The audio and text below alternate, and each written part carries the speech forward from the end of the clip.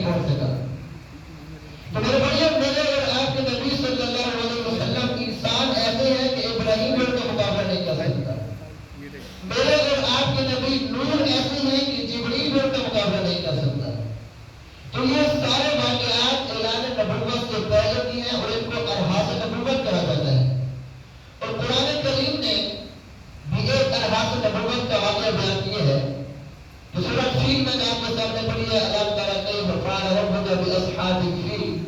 اس پوری سورت کا جو پس منظر ہے، شان نزول ہے، اس میں ارحاس نبوت کا واقعہ بیان کیا گیا. وہ واقعہ یہ ہے کہ ایک بادشاہ تھا جس کا نام تھا ابرہہ. ابرہہ بادشاہ تھا، وہ چاہتا تھا کہ لوگ میرا حکم مانے، میرے احکام کو مانے، میری بادشاہ کو، میری سلطنت کو قبول کرے. اب ابرہہ